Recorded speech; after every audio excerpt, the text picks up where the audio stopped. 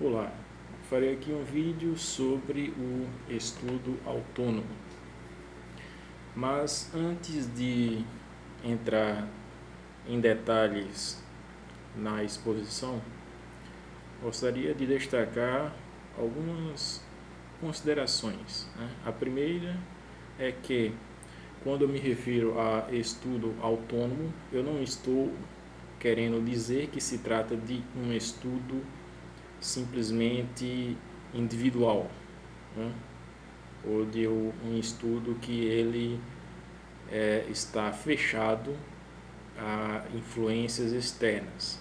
Parece até óbvio eu falar isso, mas vejo que é necessário porque nos dias de hoje as pessoas interpretam as coisas de uma maneira muito equivocada, ao ponto de poderem tirar apressadamente alguma conclusão nesse sentido, né?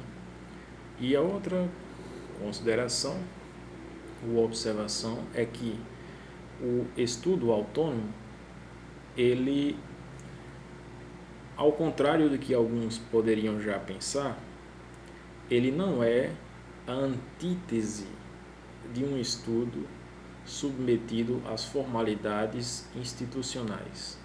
Não. Ele não é a antítese disso.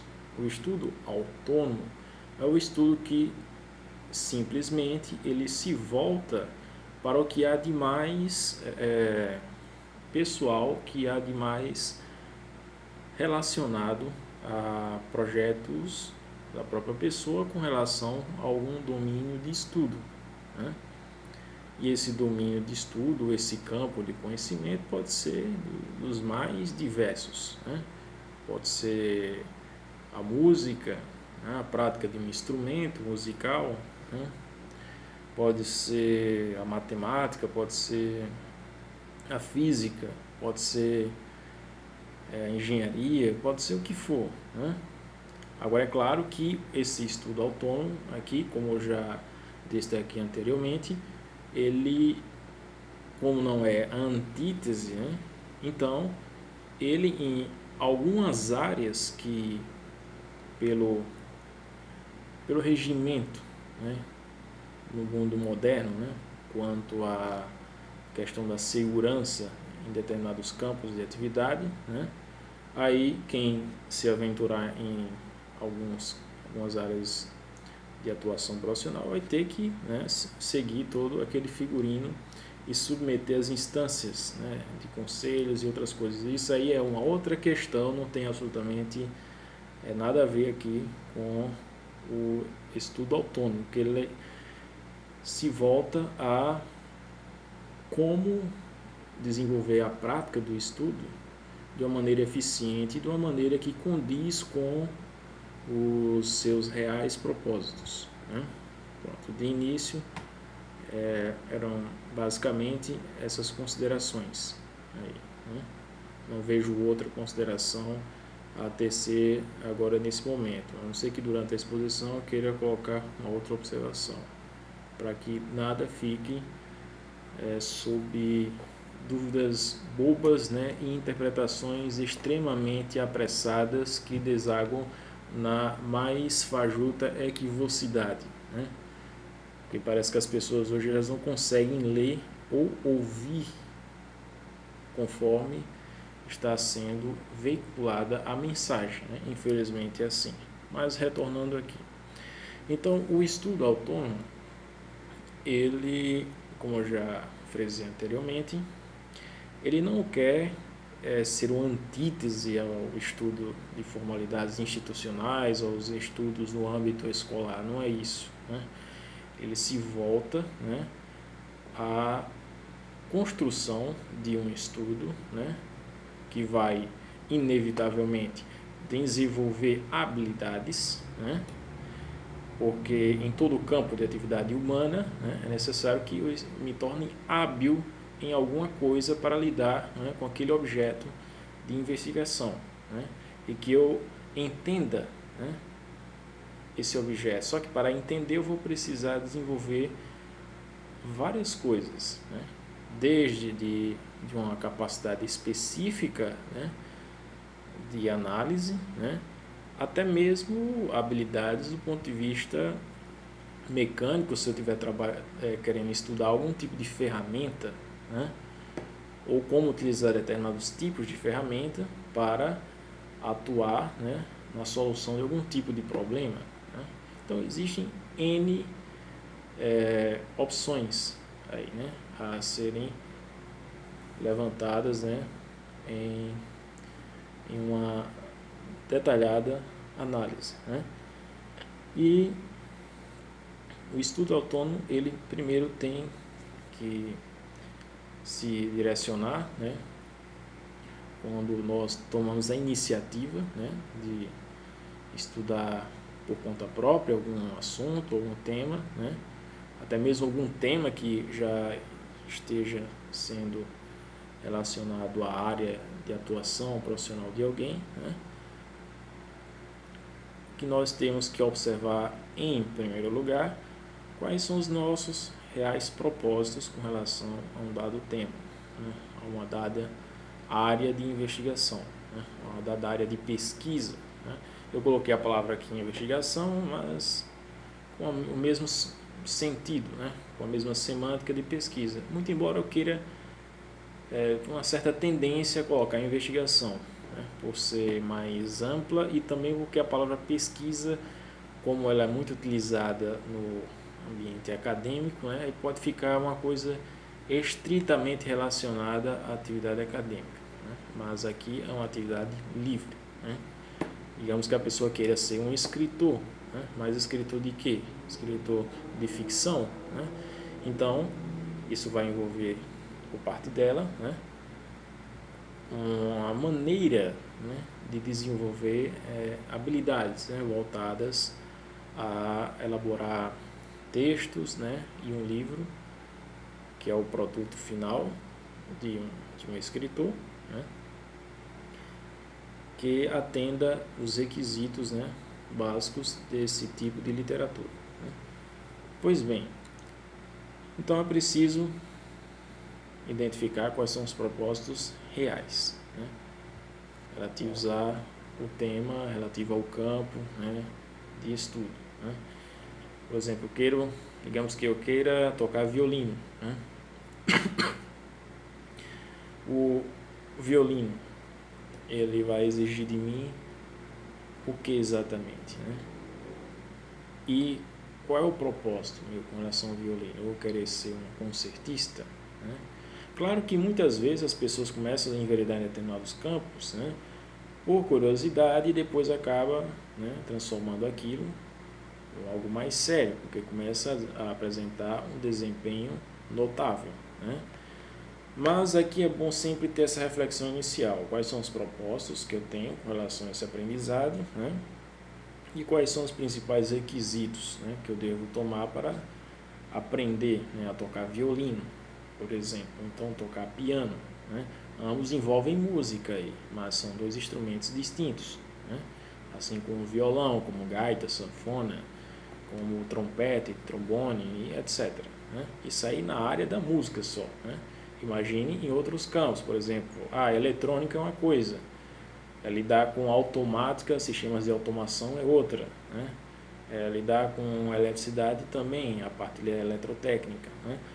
E muito embora esses conhecimentos eles se entrelacem, né,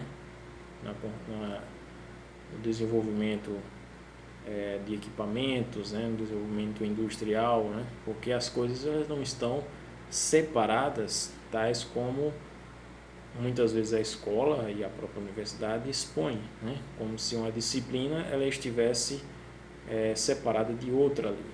É dada de uma maneira diferente para que tenha essa organização no aprendizado, mas na prática uma informação, um conhecimento de um campo vai exigir conhecimento e informações de um outro campo, né?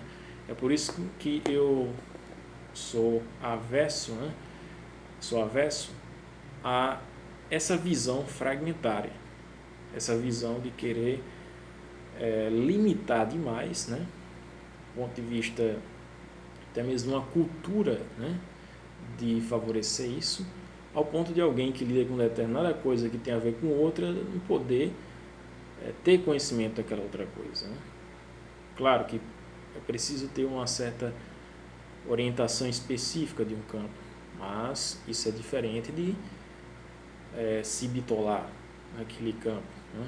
Que às vezes, muitas vezes, quando a pessoa começa a ficar muito bitolada em determinado campo, ela não está realmente entendendo aquele campo, ela está apenas em um universo conceitual acerca daquele tema, né? Em um único universo conceitual, e não consegue ver aquilo ali do modo como realmente é, né? Porque a realidade prática ela não envolve essas divisões. E de uma hora para outra, um outro campo de estudo pode, né, já estar em andamento, né? Já em vias de se transformar em uma nova disciplina, né? Por exemplo, né?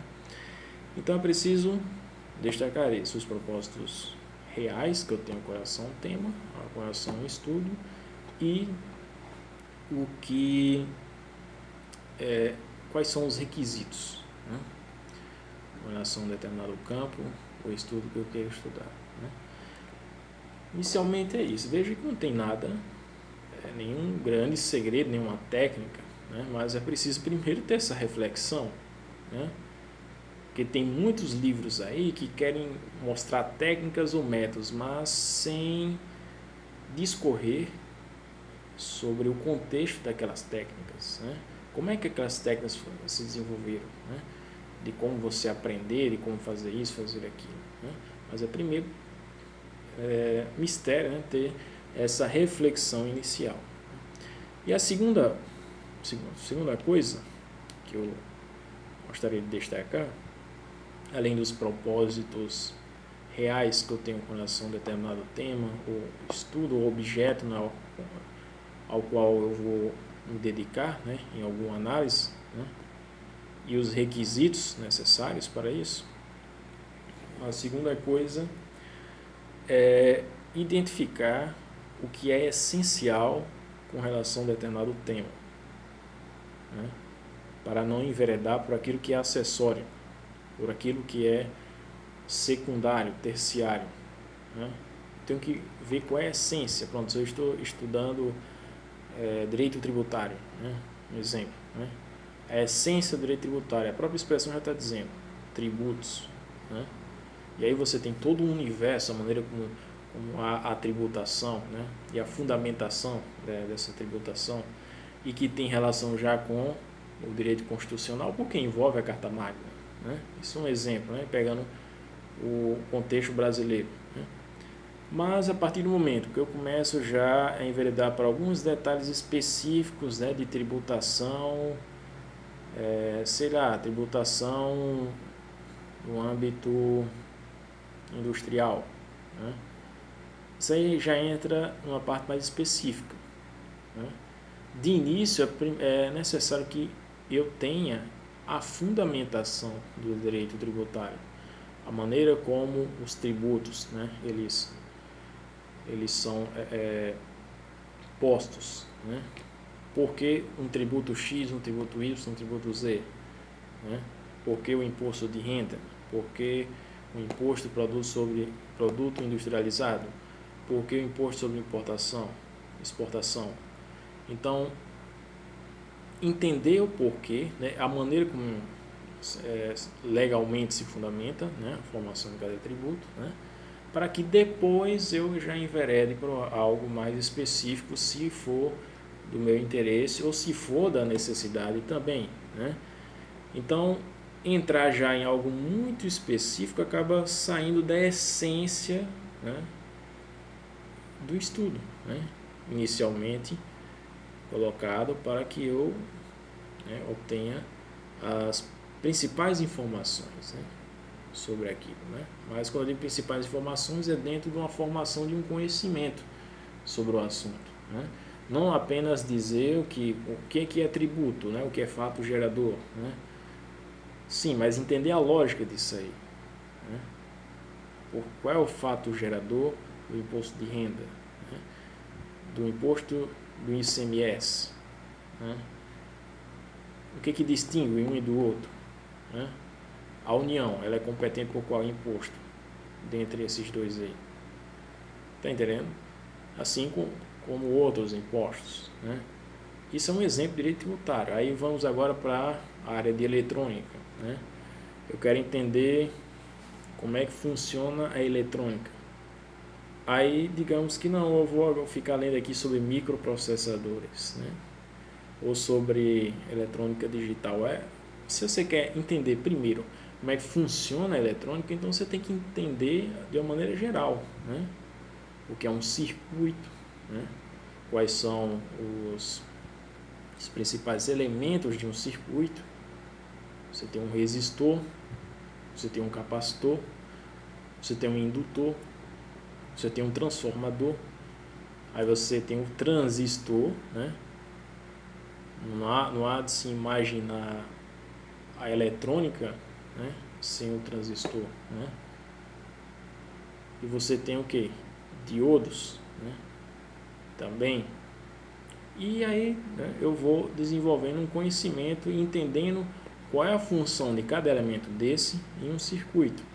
Posteriormente, né, após eu adquirir já conhecimento sobre o funcionamento de um circuito, aí seria o circuito analógico, aí eu já vou compreendendo como é que, né, funciona a eletrônica digital, né? Esse é um exemplo, né? Então, primeiro, ver qual é a essência do que eu quero estudar, né?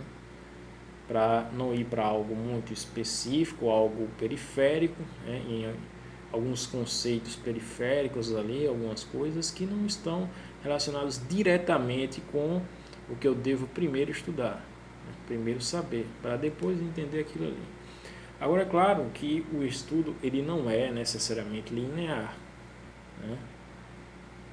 A linearidade é uma referência, né? Questão metodológica, mas a maneira que eu vou estudando, eu vou ligando com outras informações, com algo que eu já sei, com outras coisas que eu posso já pesquisar da maneira paralela, mas sem perder a condução, né, sobre a essência daquele estudo, né, que é importante, né? Então, ter essa capacidade de distinguir o essencial do acessório, né, ou do secundário e de outros níveis, né, de importância em um primeiro momento, né? Além dessa parte aí, né, de identificar o que é essencial, o que é acessório, né, procurar também entender quais são os princípios, né, daquele estudo, de forma que eu consiga elaborar um método, né, eficiente e eficaz, né, que dê resultado, obviamente, para aquele aprendizado, né? Que método, como é que vai ser esse método, né? Vai ser baseado nesses princípios, né? Que princípios são esses, né? São os princípios que regem, né, a compreensão de um tema, né? A compreensão de um dado assunto, né? E esse método, da maneira como eu vou aprendendo, isso aí vai depender também de mim, não só do estudo, da maneira como eu mais, né, me adequo, né, o aprendizado, né, daquele conteúdo. Alguns preferem ficar fazendo exercícios, e é recomendável sempre fazer exercícios, né, mas já pegar exemplos diretamente. Outros já procuram primeiro dar um foco no conceito, entendê-lo sem exercícios na realidade prática. Eu sugeriria as duas coisas aí, né, ter sempre essa ideia de pegar o conceito e relacionar com a realidade prática, né? E não ficar somente, né, não estou aqui excluindo, limitado aos exercícios que são postos em um livro, né? Procurar também explorar o conceito dentro da realidade cotidiana ou da realidade na qual eu estou e que exige esse conhecimento que eu estou construindo, né? Então, para um primeiro vídeo sobre estudo autônomo, fica esse aí.